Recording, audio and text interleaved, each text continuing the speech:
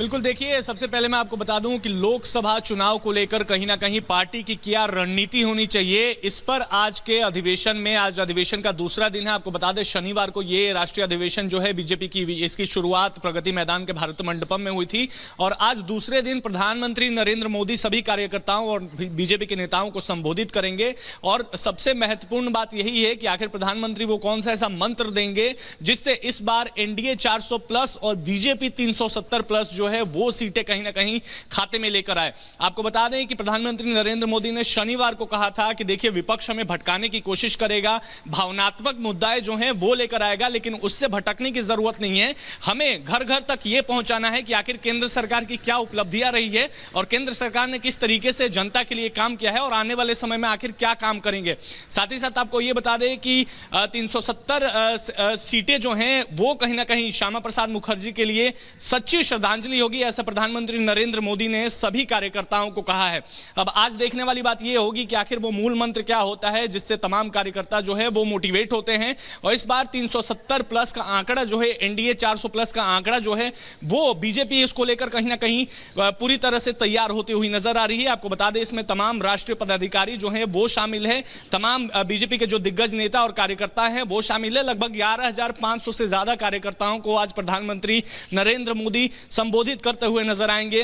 अब उनके संबोधन का जो है वो सभी को इंतजार है कि आखिर प्रधानमंत्री नरेंद्र मोदी अपने संबोधन में किन किन बातों का जिक्र करते हैं, कौन कौन से मंत्र देते हैं और क्या विपक्ष पर भी कुछ कहते हैं या नहीं कहते हैं, ये देखने वाली बात होगी। जी बिल्कुल विशाल, आपके पास हम लौटेंगे, आप लगातार नजर बना के रखिएगा। लेकिन आपको बता दें आज जो राज्य के मुख्यमंत्री हैं उनको लेकर आज एक महत्वपूर्ण चर्चा होने वाली है और उसी के साथ आज दूसरे दिन की शुरुआत भी होने वाली है। लेकिन टारगेट क्योंकि बड़ा है और इसीलिए प्रधानमंत्री नरेंद्र मोदी का जो मंत्र होगा वो भी कार्यकर्ताओं के लिए बड़ा होगा। विधायक मौजूद हैं, इसके अलावा राज्य के मुख्यमंत्री भी मौजूद हैं, सांसद मौजूद हैं और साथ ही मौजूद हैं संगठन के तमाम पदाधिकारी भी। लेकिन लोकसभा चुनाव से पहले यह बैठक बहुत महत्वपूर्ण है। लोकसभा चुनाव से ये पहले जो बैठक हो रही है आखिर किन मायनों में महत्वपूर्ण है, इस रिपोर्ट के जरिए आपको समझाते हैं।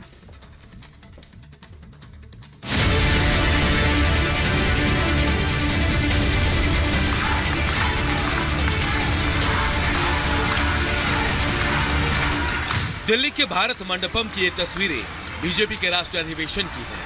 यहाँ देश भर के बीजेपी सांसद, विधायक और संगठन के पदाधिकारियों का जमावड़ा लगा है। बीजेपी के इस राष्ट्रीय अधिवेशन में कल बीजेपी के दिग्गजों ने चुनावी हुंकार भरी। बीजेपी अध्यक्ष जेपी नड्डा ने तीसरे टर्म की गारंटी भी दी और 370 से ज्यादा सीटें जीतने का दावा भी कर दिया।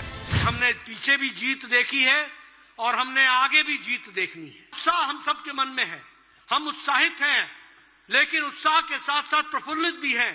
लेकिन उसके साथ साथ हमको चेतन अवस्था में रहते हुए पूरी ताकत के साथ 370 पार करना है और एनडीए को 400 लाना है। उसके तरफ हमको आगे हासिल करके मौका चुनावी अधिवेशन का है, जहां बीजेपी के बड़े नेता जीत के लक्ष्य के साथ विपक्ष पर भी करारा आघात करते दिखे। अधिवेशन के दौरान यूपी के मुख्यमंत्री योगी आदित्यनाथ ने मोदी सरकार की 10 साल की उपलब्धियां गिनवाई।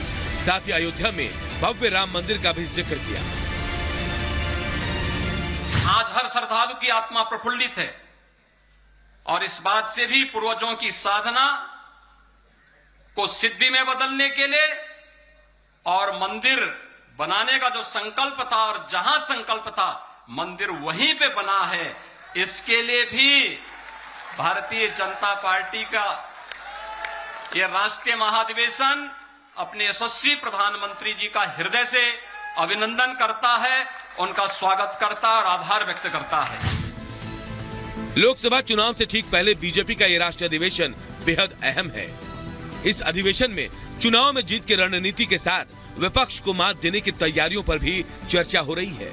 आइए आपको ग्राफिक्स के जरिए बताते हैं कि यह अधिवेशन इतना खास क्यों है। राष्ट्रीय अधिवेशन में बीजेपी के देश भर से 11,500 से ज्यादा कार्यकर्ता जुटे हैं। राष्ट्रीय कार्यकारिणी और राष्ट्रीय परिषद की बैठक में आगामी चुनाव का रोड मैप तैयार होगा। आगामी चुनाव को ध्यान में रखते हुए राजनीतिक और आर्थिक प्रस्ताव पेश किए जाएंगे। भारत में आयोजित G20 के लिए पार्टी की तरफ से धन्यवाद प्रस्ताव लाया जाएगा।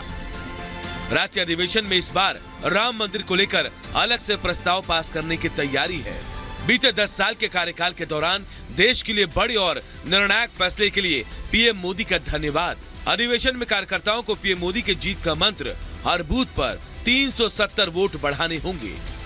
बीते 10 सालों के कामकाज को जनता के बीच ले जाना होगा।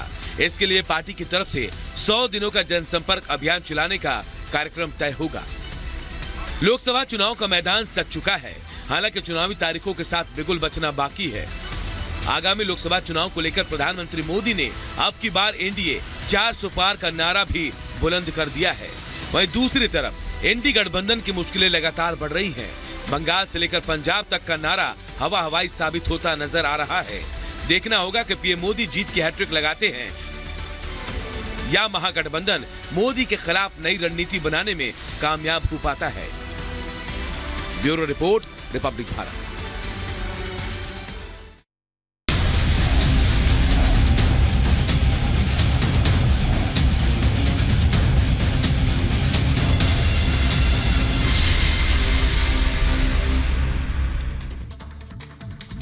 और अगली बड़ी खबर आपको बता दें झारखंड से, जहां पर झारखंड कांग्रेस के कुछ विधायकों में लगातार नाराजगी चल रही है। यहां पर कलह लगातार बढ़ती जा रही है। नई सरकार यानी कि चंपई सरकार से कुल मिलाकर 12 विधायक जो है वो नाराज है।